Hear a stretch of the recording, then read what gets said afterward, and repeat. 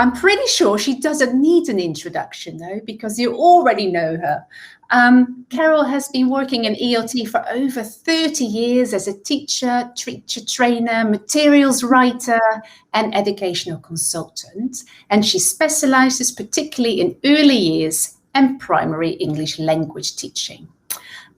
One of my favorite books, I have to say, from Macmillan is 500 Activities in the Primary Classroom, which is one of Carol's books. And I'm pretty sure a lot of you know that book as well. She's also the author of Tiger Time and a new course that you might or might not know yet, but we'll find out more about now, Mimi's Wheel.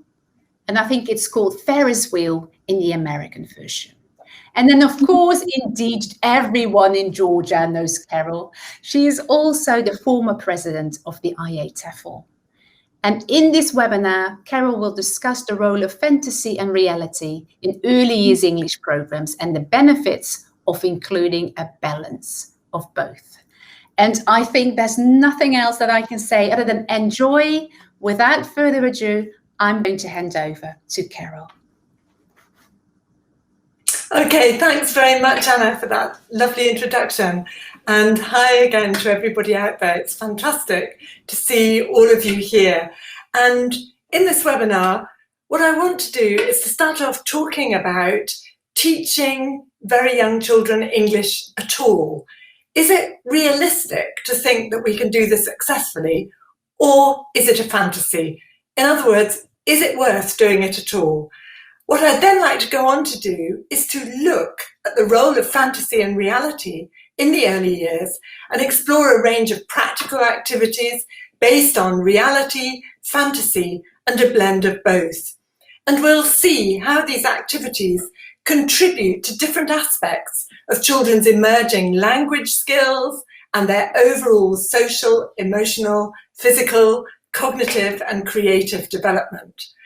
And my aim today with you is really to convince you that adopting a balance between fantasy and reality in early years English programs makes teaching and learning more effective, pleasurable, and successful, both in the immediate term and the longer term.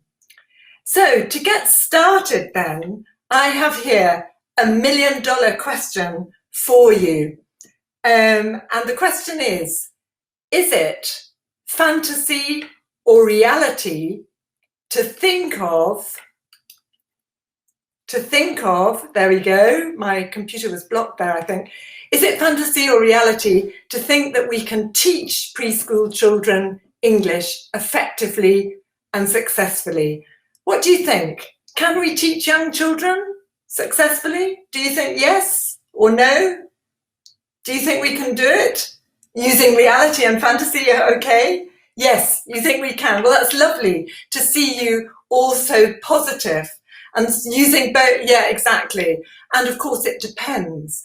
I mean, the thing is, although in mother tongue, bilingual and immersion contexts, we can legitimately talk of children as little sponges in the Montessori sense of absorbent minds. In foreign language classroom contexts with reduced numbers of hours, it's far more problematic. And the elephant in the classroom, if you like, is age. And it's a question that we in our bit of the profession have been obsessing about for years. Is younger better to start English or not? What do you think? Let me see your answers in the chat box. Is younger better or not? Yes, better, yes. Oh, I love you're so optimistic, you're so positive. That's absolutely fantastic, because actually there are many people who wouldn't agree with you on that. And so I'd like to start off with the bad news and what some of the research says. Because actually research says that on older learners, it shows again and again that older learners have a better grasp of grammatical concepts and patterns that they can easily transfer to when they're learning a foreign language. They also have greater cognitive maturity and better developed learning strategies and skills. Older learners, they're also more efficient at acquiring facts and concepts. And the last point here, they have more practice at conversational skills. And all this, so the research goes, or some of the research, makes them better, faster learners than younger children who take much longer to cover the same ground. Some research has also shown that children starting later can quickly catch up with and even overtake learners who started several years previously. But my first thing to you about this would be, when anyone talks to you about this issue, is a health warning, and to recommend that you put your critical thinking hats on when you're looking at the research. For example, how many children were included in the study? If it's only a few, how significant is it? How have the results been measured? Have they been measured in terms of number of hours of instruction without paying any attention to what was actually done in the classroom?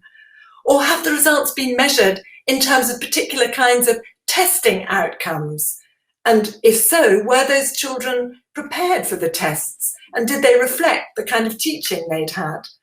And often in these research studies, which show us that we shouldn't be doing it, there's actually no information about the teacher, the pedagogy, the curriculum, or the resources and materials used. So the research shows negative things about starting younger, but we need to put our critical hats on when we're looking at that research. And we also, before you all feel too depressed, research shows that there is some good news for us. And the good news, to start off with, is that actually in the long term, there is a correlation between the amount of time children spend learning English and when they start, and the development of their own linguistics and communicative skills and fluency. And I've seen this in my own experience. I remember when I was working at an institution for quite a long time, for 4 years, and I saw the children growing up, having started young and then moving on to something like first certificate.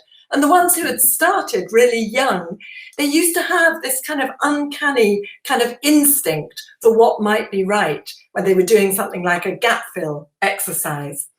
There are also positive effects on pronunciation. And Anna Maria Pinter's written about this in her book in 2006.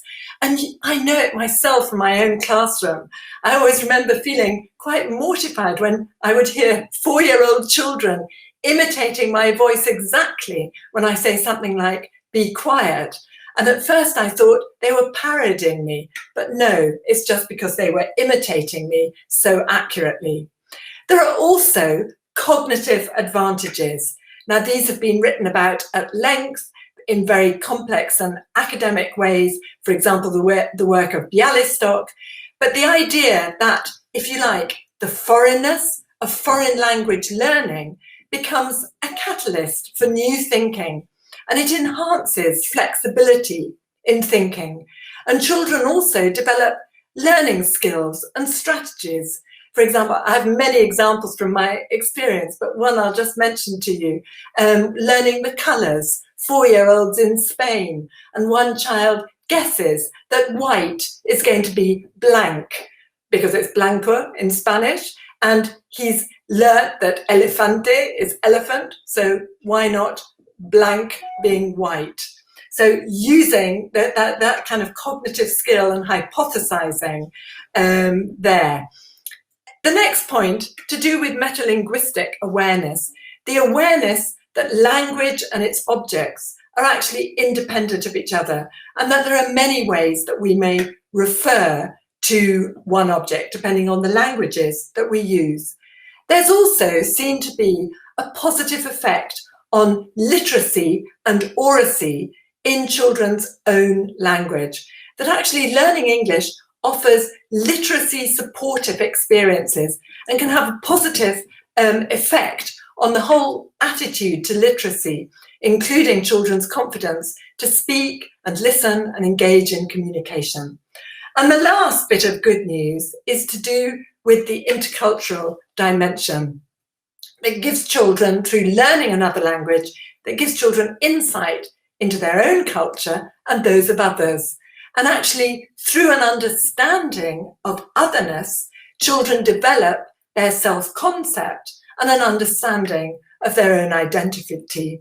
They also develop skills such as empathy and tolerance and respect for others.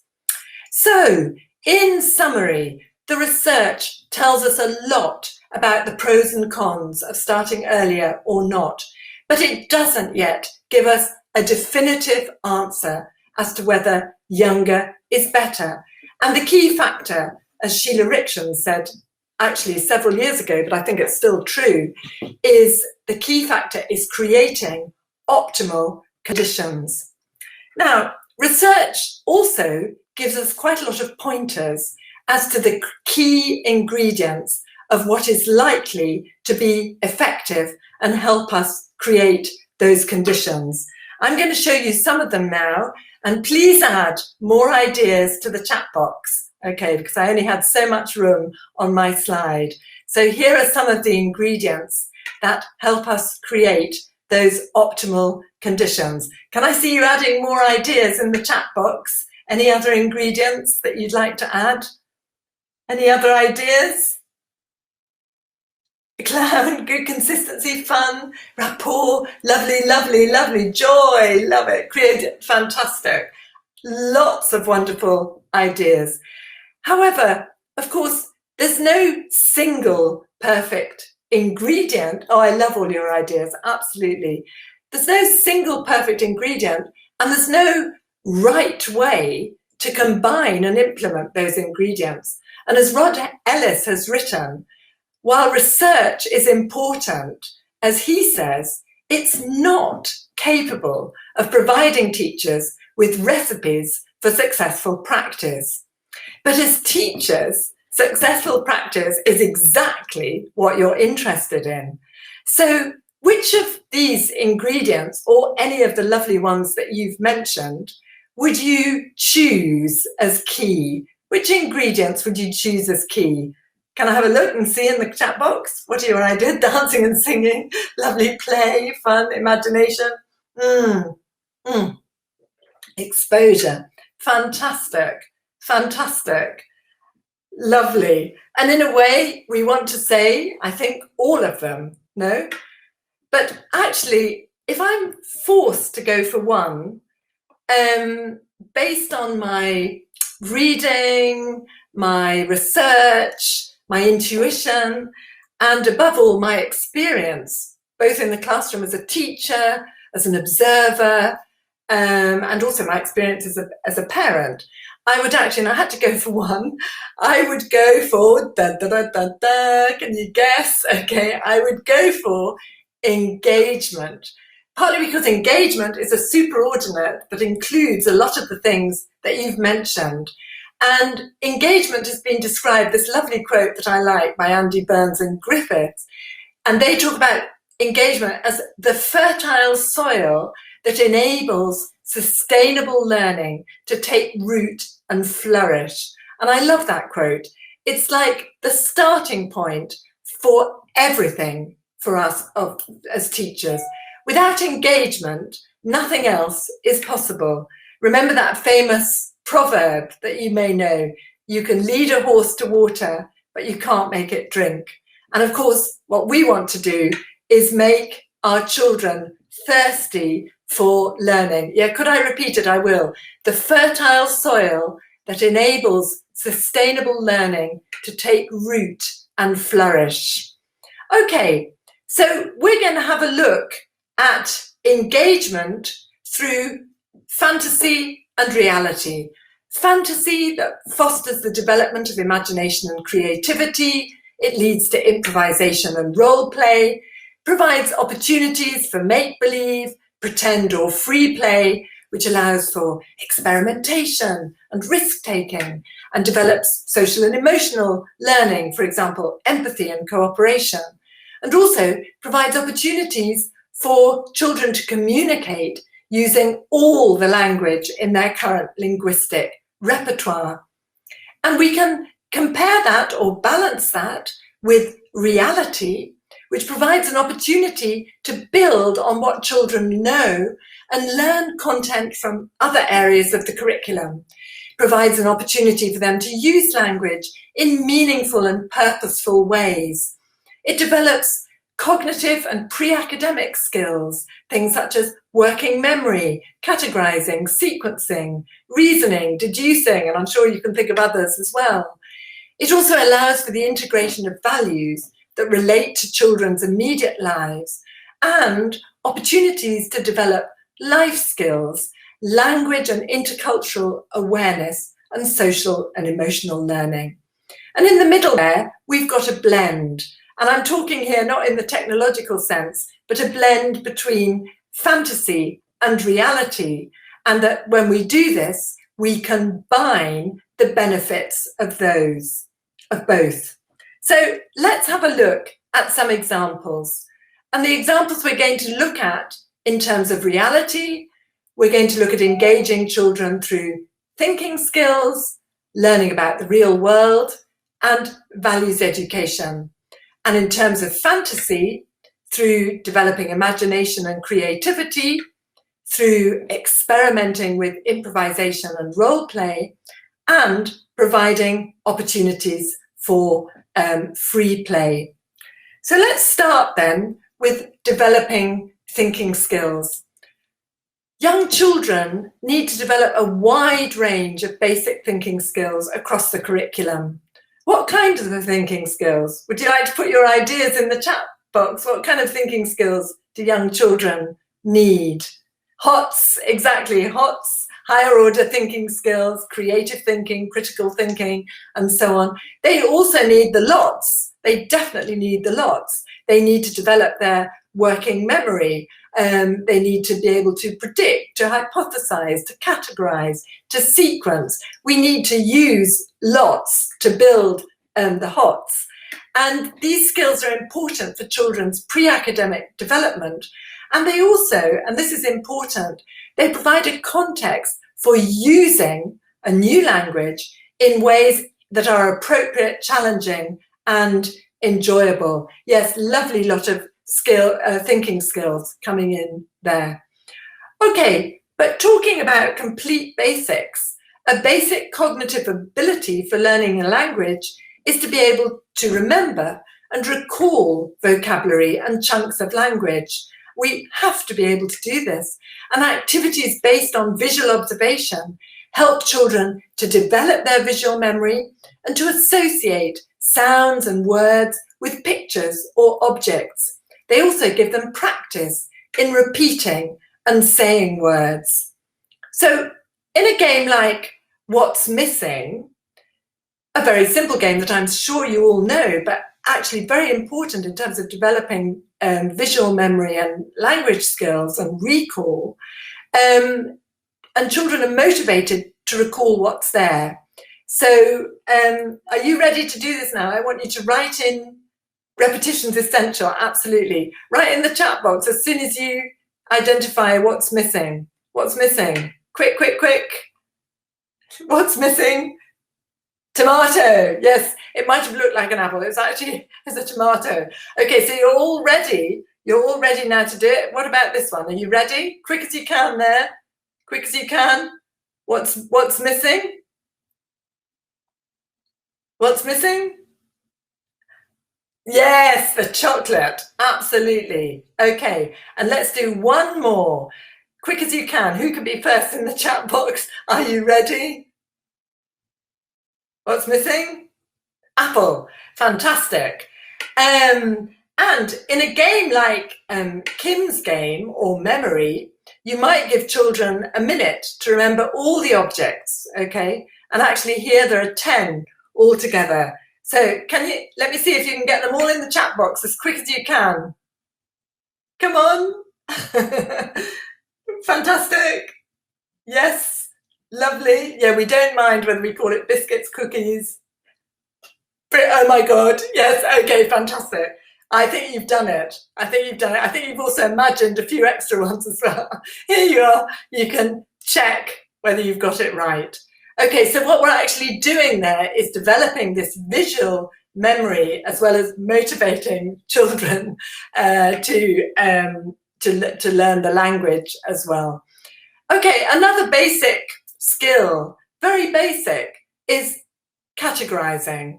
And you can use categorizing to recycle vocabulary from familiar lexical sets. For example, here we've got an example with transport and animals. And you might say, well, how kind of easy is that?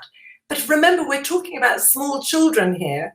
And actually, the concept of categorizing is an important one for them to understand, that you can actually put things into different sets or groups. And categorizing activities are also very helpful in getting children to understand and apply concepts. For example, we might categorize food which grows in the ground and food which doesn't, or clothes we wear in summer and in winter, and you might have other ideas that you can put in the chat box there. And actually, with older preschool children, we can ask them if they would like to choose how to categorize the pictures themselves, so to actually be creative. So they might categorize the animals they like or don't like, or transport they use or don't use, and so on. So categorizing is, we're developing both thinking skills and language skills in an integrated way. Another basic important skill at preschool is sequencing, and this helps children develop memory skills and recall and understand the concept of chronological order. So, for example, after telling a story, you may ask children in a physical classroom to come to the front, give them a story card, just one each, and they don't change it, and with the help of other children, get them to stand in a line to show the order of events before retelling the story. Now, on the screen here, I've deliberately left the numbers there so you can see the order, but this activity helps children to remember the story and the animals the children meet in order as part of the story before they end up falling in the pond. Okay, so sequencing, a very important thinking skill and language skill that produces useful language. And we can also use sequencing to describe a process, for example, the life cycle of a butterfly, for example, or the stages of growing plant, which we might see in just a moment, or washing your hands. So thinking skills, the development of thinking skills, engaging children with reality. Moving on, engaging children through learning about the real world. And this builds on their natural curiosity about the world. It links learning to other areas of the curriculum. It makes learning and using language meaningful and purposeful, but also provides a context for applying basic thinking skills, such as the examples that we've seen. So let's have a look at an example. And this one is about how plants grow. And this provides a context for understanding a process and a sequence, as well as practicing useful vocabulary and language. So children might listen and point to the pictures. They then complete the pictures and identify each stage. And we might do a little rhyme with the children to help them understand the process. You can do this with me now. You're at home. Let's plant a little seed in the ground. Here's the sun, big and round. Give the seed some water, soft and slow. Here's the plant, grow, grow, grow. Okay, lovely. And if you feel like it, you could also sing that to the tune of I'm a Little Teapot, if you know that song. It's a traditional song that you probably will know. Then what children can do is they might make a vertical zigzag book. and join in telling a little story with you. I don't know if you can see my vertical zigzag book here, because they join in telling the story as they gradually unfold their books. And this, by the way, this vertical zigzag story comes from an idea with my co-author, Anna Soberon, that I used to work with her, and this was one of our ideas. And so I've used it with children many, many times. And you tell the story and they open their books. So it goes like this. So I plant a seed, the roots grow. Can you see the roots there? The plant grows. Can you see the plant growing? The leaves grow, the flower grows. Okay, so this is a multisensory, kinesthetic activity, and children join in telling the story with you. And then, of course, they can take it home and tell their parents as well.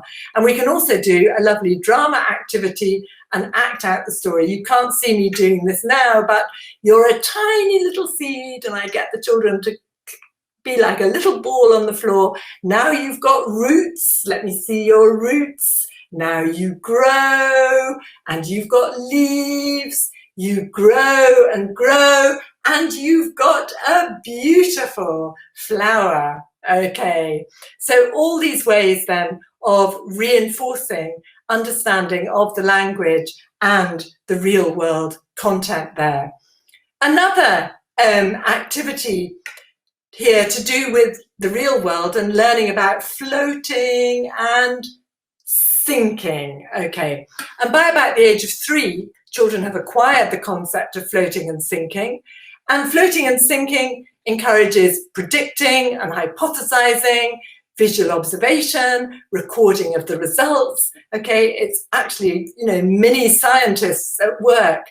And it's also very useful for practicing everyday vocabulary, such as classroom objects. But you might say to me, don't expect children to be able to ask the question using the dreaded third person S. But you may be wrong, as you'll see in just a moment. So what you need to do this activity is a transparent bowl of water. Here you've got like a fish aquarium.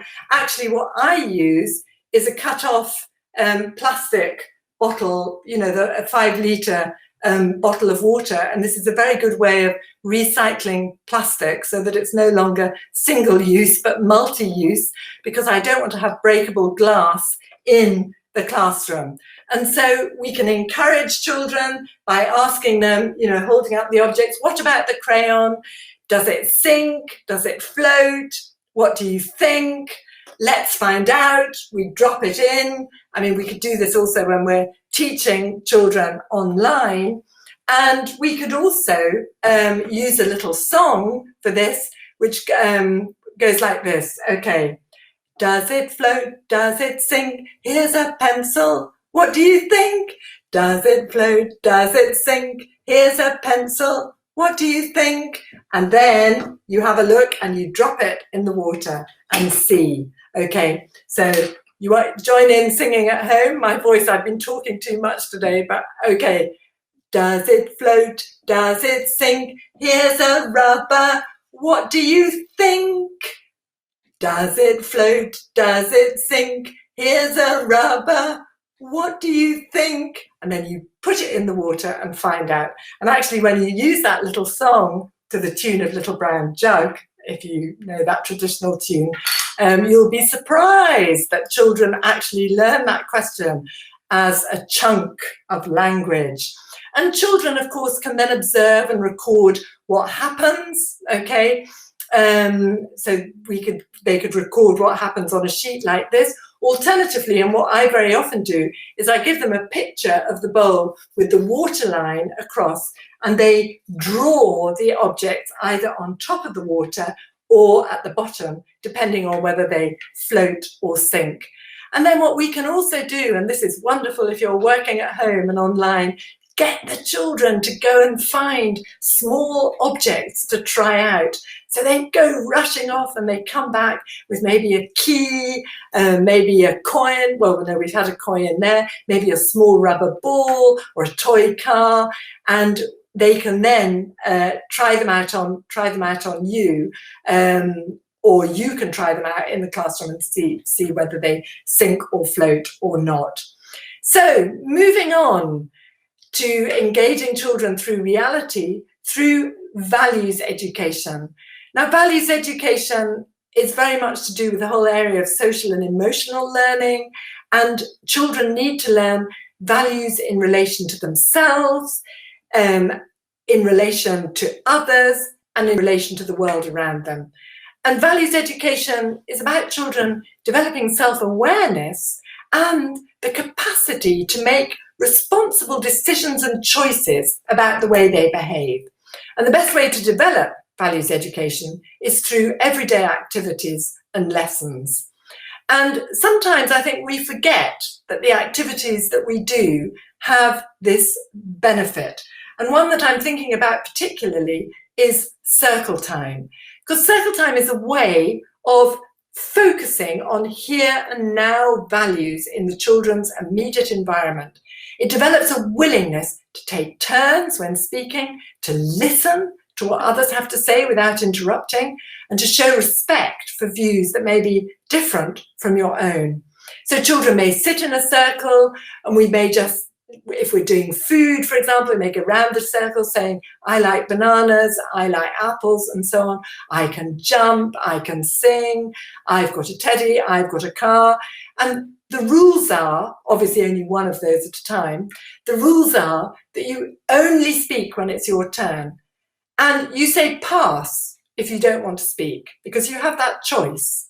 And that is absolutely legitimate and right to give children that choice. And they use their mother tongue or shared classroom language if they need to. With little children, I pass an object. I've got a toy microphone and I pass it round the circle as a visual signal of whose turn it is to speak. And when done regularly, children soon realise that actually circle time gives everyone an equal opportunity to speak and be listened to. And this makes it, sitting with masks is not possible. Okay, yeah, no, that's true. We'd have to have a standing up circle and it would have to be very distant or smaller groups. You're absolutely right. And that's fantastic that you're adding these ideas for adapting any of the activities we talk about in the chat box. But the important point here is that one of our typical classroom activities is not only good for practicing language, but develops all these social skills and values as well. We might also develop values through songs, okay? And songs provide a very powerful way of reinforcing values. So in the current pandemic, we might teach children, this is the way we wash our hands, wash our hands, wash our hands. This is the way we wash our hands when we get to school, when we go out to play, when we go to lunch, after we go to the toilet, and so on. We can invent verses. Or actually, because it's more likely to be, because washing hands does take a long time, this is the way we use sanitizer, sanitizer, sanitizer. This is the way we use sanitizer when we go out to play. And actually, if you teach children that they should be washing their hands or rubbing the sanitizer in while they sing the whole verse, that's a good length of time to make sure that their hands are really clean. We can also develop values through stories. For example, this is just a very little story in a little book of values. And these two children who are called Harry and Zoe, and they're actually practicing the recorder and the piano for a school show. And in the story, they get very fed up and a bit discouraged because they aren't very good. And mum and dad encourage them, but they're not very good and they feel fed up. But they practice and they practice and they practice. And on the day of the show, they managed to do really well. And you can see all the mummies and daddies clap and congratulate them. And this then naturally leads to children saying what they practice. We give them prompts, maybe they practice, kicking a ball or catching a ball, or playing their recorder, or other different things, or hopping, and they talk in their mother tongue or shared language about how important it is to do that. And the last way I want to show you about developing values is to do with showing situations which show contrasting values, and actually raise children's awareness that they have choice and responsibility in the way they behave. So here children identify the picture that shows playing well together, and then they may talk about, Eddie the elephant in both pictures, because he's really not cooperating in that first picture, and you can talk about the importance of playing well together. Okay, so moving on to engaging children through fantasy, I want to look first of all at developing imagination and creativity. And you know something, it's often said how imaginative and creative children are until they start school, and that from then on they very quickly learn that it's right answers that count. And so it's really important to build on children's capacity for imagination and creativity whenever we can, in order to develop flexible, fresh thinking, allow for ownership of learning, motivate children, and make learning pleasurable. Now, obviously, there's overlap always between fantasy and reality, because we've already seen quite a few examples of creativity. And this is small c creativity with preschool children. But for example, getting children to choose the way they categorize things, we talked about that. Getting them to creatively mime a plant growing.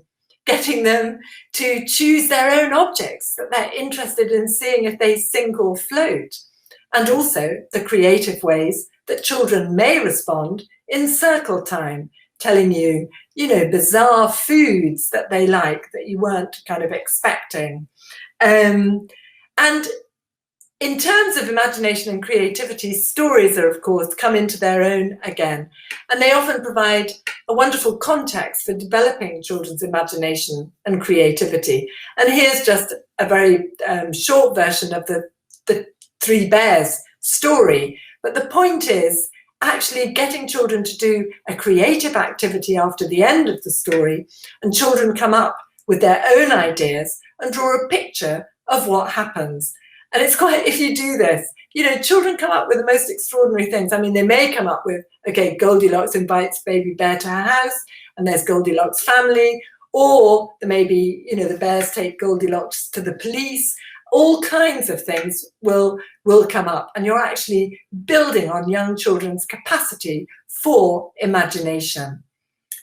Very often, moving on, very often in preschool classrooms, language and interaction is highly controlled. And in a way, this is understandable because they have such limited competence, but we need to provide opportunities also for improvisation and role play. And I just want to show you the kind of thing, because you might think role play, how can, preschool children do role plays? And it's true that it needs to come out of language that is already very familiar.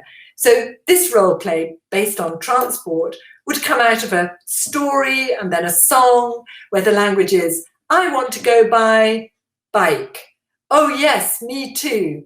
Come on then, let's go by bike. So it's familiar language. But what we might do in getting this to develop into a role play, invite one child to point to one of the pictures or choose a flashcard, depending on the situation we're in, and say, I want to go by, or just name the transport. Some children won't be capable of saying the whole sentence, so they just say car. And another child says, me too. And the children, if you're in a physical classroom and if you're at home, they would set off round the room there, miming. So I want to go by aeroplane, I want to go by plane. And as they do this, everyone else claps and says, fantastic. Okay, so we have that creativity, we have that physical movement, we have that choice and imagination in choosing the transport and acting it out, and everybody else positively affirming.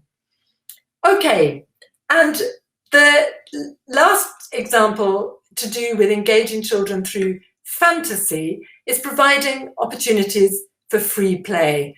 And you might think, free play, no way, okay. But free play is really important because it gives children a chance to make mistakes, take risks, choose things, take decisions, and become more autonomous and responsible learners, and to cooperate and develop empathy with others. And also they're naturally, with free play, going to mix their languages, okay? But that is not actually a problem because the benefits are far greater. And you can do this through setting up learning stations.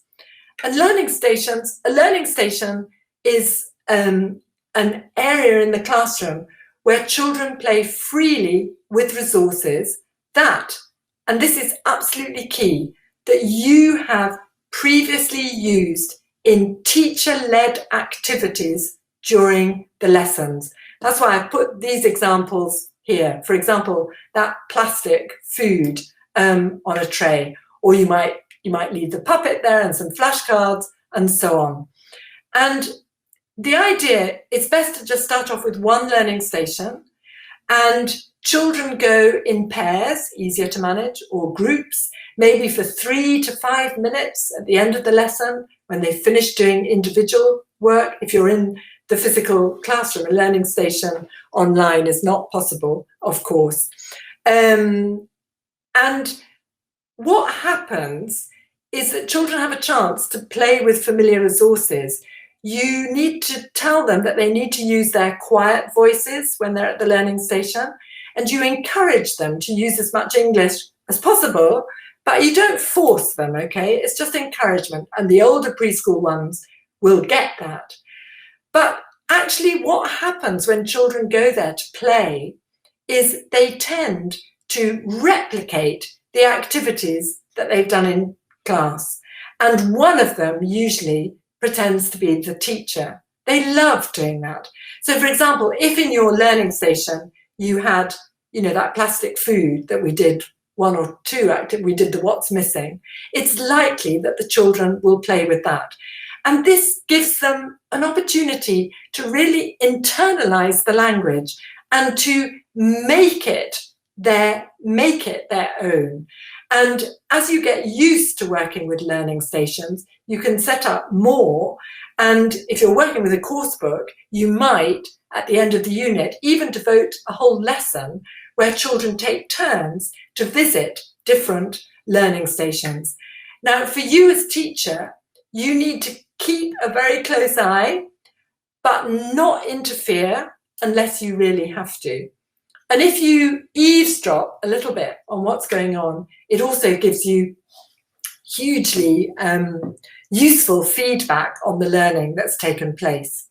Okay, so moving on, we've had a look then at 3 examples of engaging children through fantasy and reality.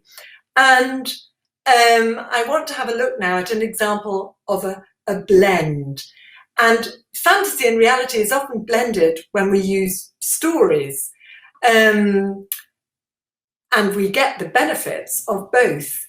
For example, you may have imaginary anthropomorphic animals, anthropomorphic ones that speak, and they may be in a realistic context doing very normal human things such as going to school or shopping, or they may be in a fantasy context which is combined with real world information. So let's have a look at an example. And this example, the story is called Honey for Tea, and this story is actually suitable for children at the end of preschool or possibly year 1 of primary.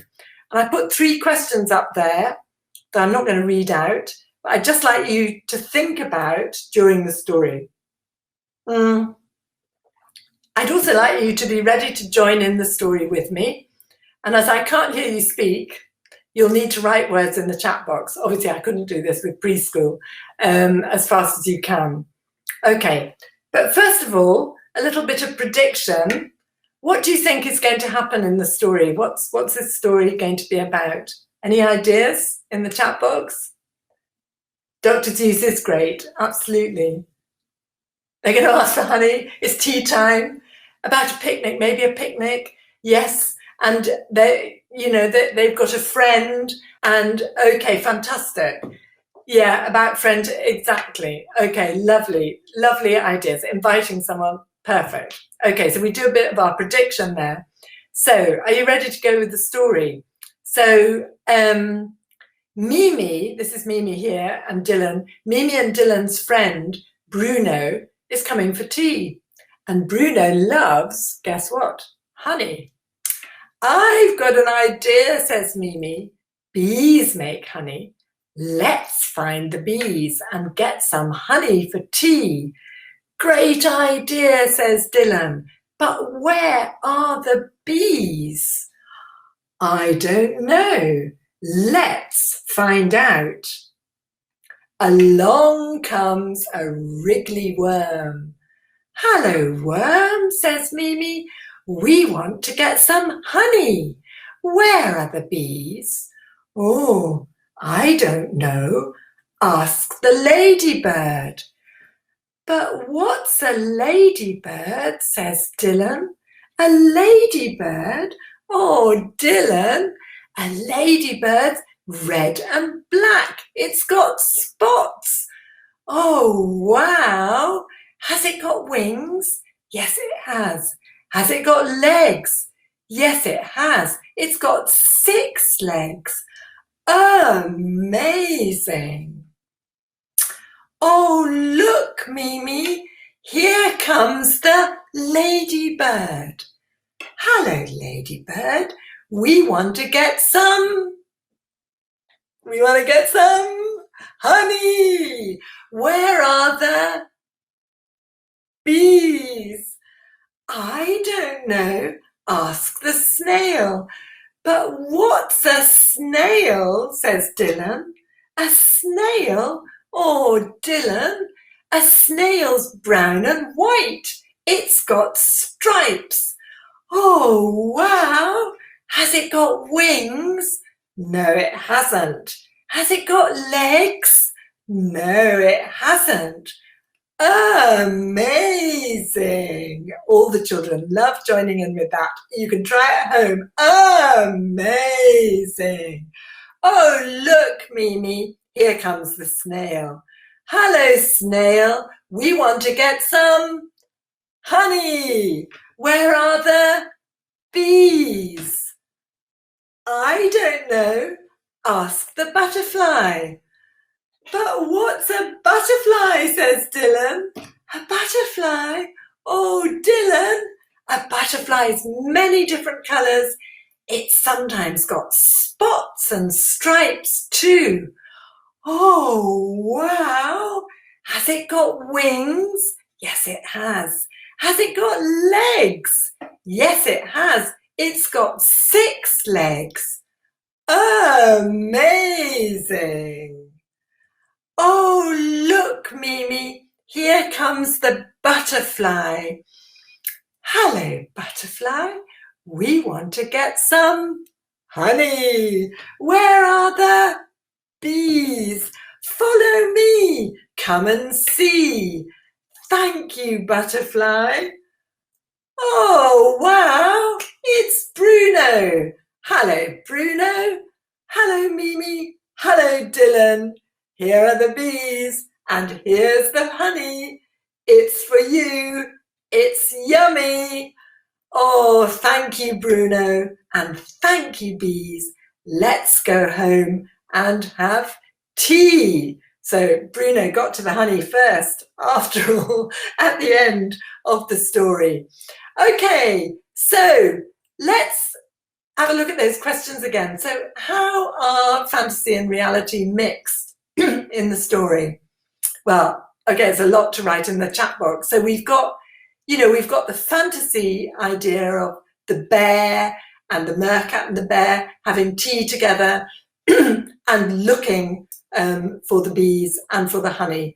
And then embedded in the story is this real information about tiny animals and insects that children are going to learn as part of their real world context. And actually research shows that children learn science concepts much more easily when they're embedded in stories. Now you might say these aren't, hugely big science concepts, but they are laying the groundwork for later, classification work of bugs. And so the fantasy context helps to engage children with that real world knowledge as well. In terms of the target language here, we have the names of the bugs, we have spots, stripes, wings, legs. We have language like it's got, has it got, yes it has, no it hasn't. And in terms of they should know the source of honey, absolutely they should. And what features of the story help the children learn, do you think? What features of the story? The questions, the repetition, the repetitive pattern, absolutely. The visuals, that you learn about the animals, then you see them, and then everything that we always do when we tell stories to young children, with our voice, with our intonation, with our encouragement to join in, with eye contact, facial expression, all of that stuff that we do. Okay, so using a story like that, we have also a range of possible follow-up activities. And for example, we may have a story song and a role play. Now, for me, one of the huge benefits about singing in relation to songs, in relation to stories, is that it provides a transition from language that children have a global, receptive understanding of, to them actually using it. So when they learn language in a song, this then is like a stepping stone to then using it in a role play. So in this particular case, they might be singing and then acting out, hello worm, we want to get some honey, where are the bees?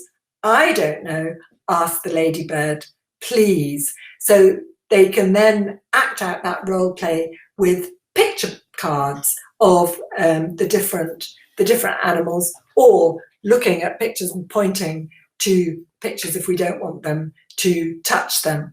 We can also act out the story, and of course with this age group we're talking about two groups, half the class and half the class, okay? And with Bruno at the end, you can perhaps take that part yourself, but the children are in two groups and they're acting out the story and turn taking using flashcards and pictures as prompts. We've also got, in relation to content, we can have a lovely bugs quiz. We can say, it hasn't got legs, it hasn't got wings. What is it? A snail. It's red and black, it's got 6 legs, it's got wings. What is it? A ladybird. Okay, and so on. So we can have a bugs quiz. And of course, what children are doing then, they're developing their listening comprehension skills. They're also developing logical deduction, recognizing the features of the bugs. We can also do possibly the life cycle of a butterfly. We didn't do all of these, we can select from them.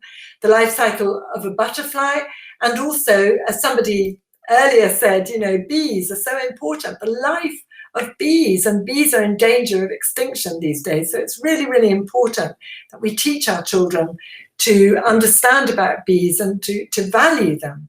We can link the story to culture. We may do Incy Wincy Spider, even though the spider wasn't in the story, it's another bug.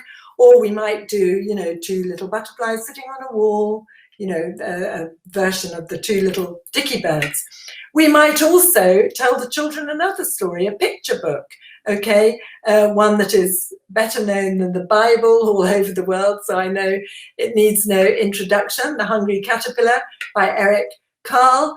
We might also do a project or poster a project, making a poster, sorry, or a diorama. A diorama is one of those three-dimensional projects where, you know, we would get the children making their own boat out of modelling clay, so doing lovely, you know, wriggly worm and adding it to the scene, and you just pair the background there, you know, the grass and the flowers for the bugs to go on. And then, of course, we can do loads of other activities related to our project, you know, find the bug that's pink and so on. Okay, in terms of values, we're going to use the story as a springboard into values to do with, well, the usefulness of bugs, caring for your world, being kind to tiny animals, not just, you know, if a bee comes into your house, you know, not just treading on it and killing it, but trying to, you know, give it a way out so that it can fly away again. And of course, creative thinking. We could get our children to invent and draw an imaginary bug. We could also use the activity that we did with the 3 bears earlier in the session and actually get children to invent and draw what happens after the end of the webinar. You know, what does happen after they have tea with Bruno? I mean, who knows? You know, children can be very creative thinking about what happens. So we're coming to the end of things now, and we've actually had a look at engaging children through reality in these 6 different ways. And we've also looked at an example where we use an integrated mixture of both fantasy and reality to engage children. And all of these provide flexibility and opportunities for multisensory learning, and to ensure that we teach children that they participate with motivation and pleasure. So we started this session, if you can remember back, with the $1 million question. You remember the $1 million question about whether it's worth. Is it worth it? You know, think of it. Is it worth teaching English to preschool children? And I'm delighted that you all actually agree that on balance it definitely is. And I would like to end with my $1 million answer, which is this: use fantasy and reality to engage preschool children and teach English effectively and successfully. That use the blend, sometimes fantasy, sometimes reality, sometimes a blend, in all those different kinds of ways, the examples that we looked at.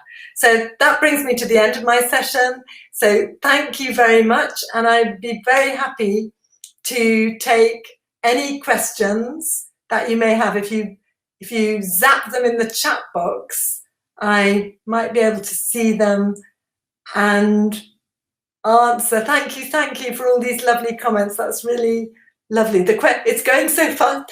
It's going so fast that I'm not spotting a lot of the questions. There's something about incorporating new technology there.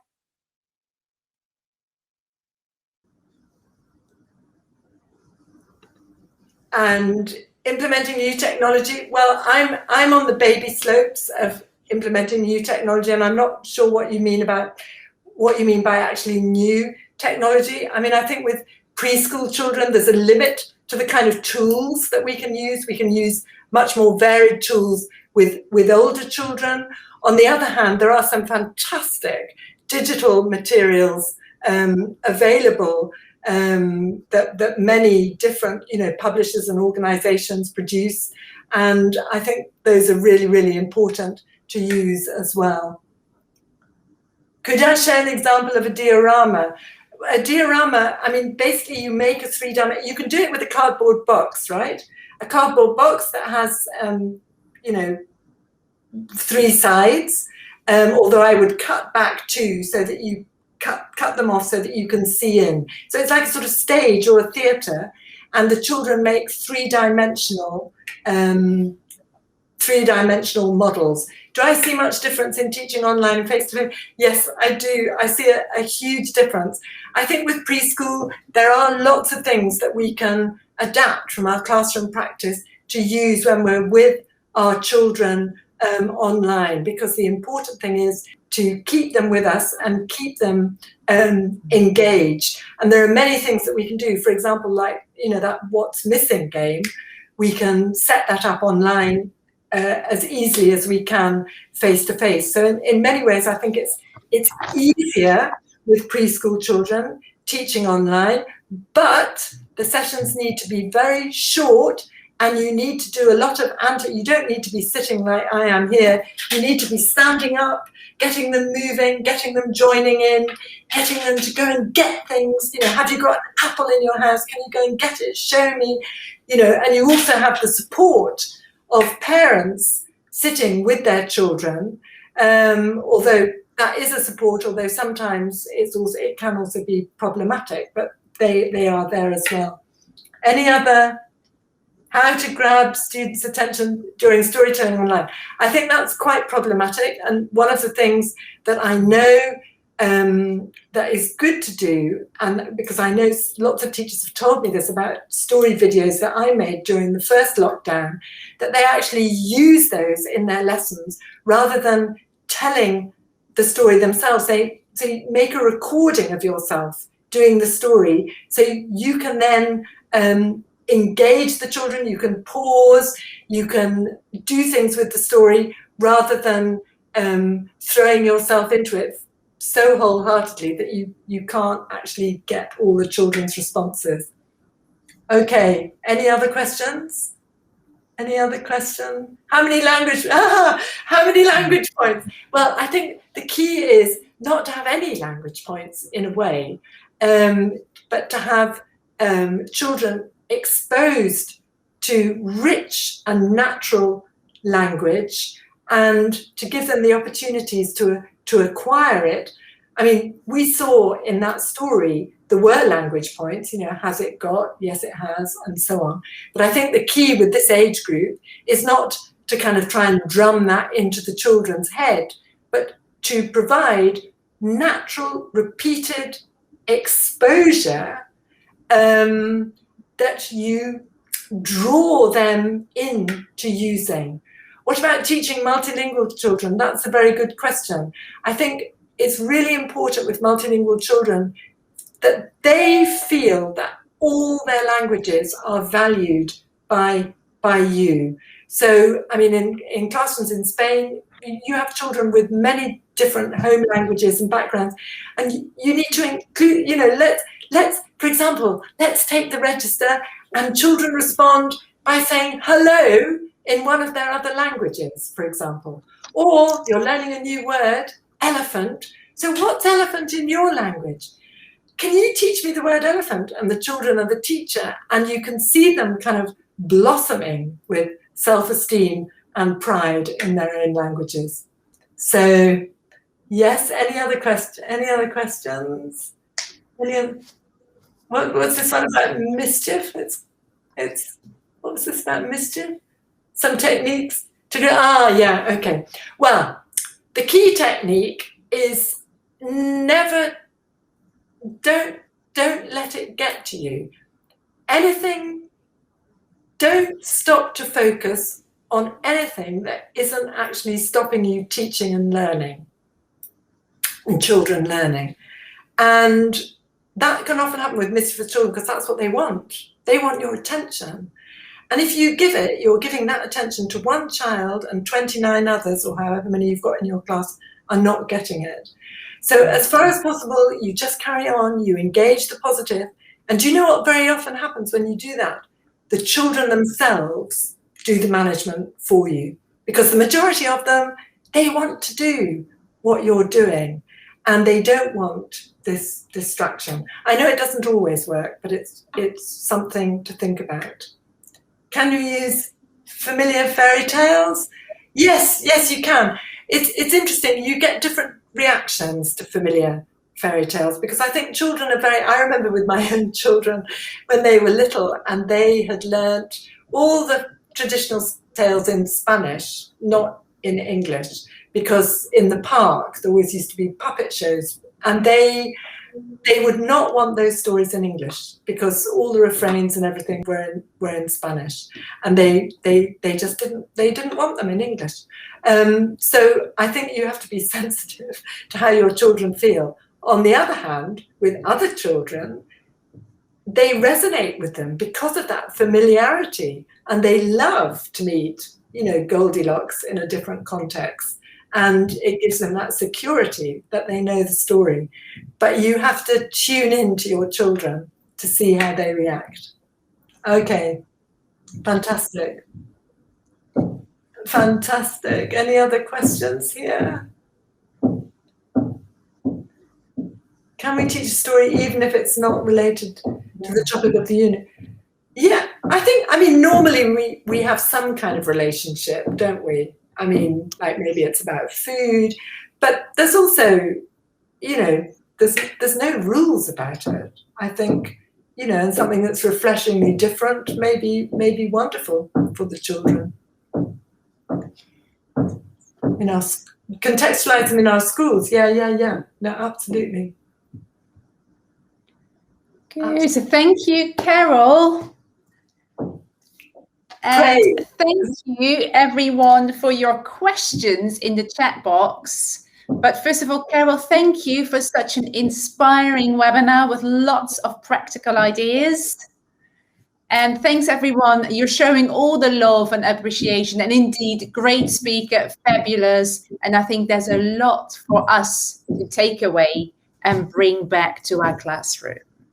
And I love that question and the answer you gave, Carol, about can we use stories that are maybe not related to the topic? I think we all like stories. And I'm very happy that you say for kids, that is a very valid approach to teaching. So thank you so much for everything you've given us.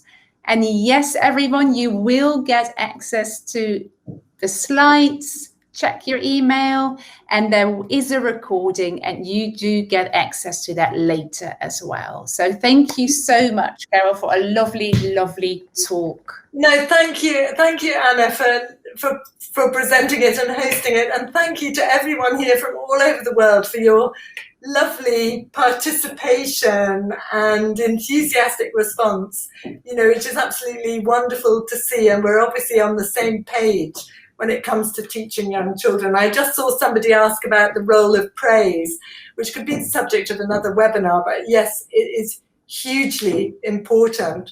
But praise that gives children information about what they can do and builds up their capabilities. So yeah, fantastic.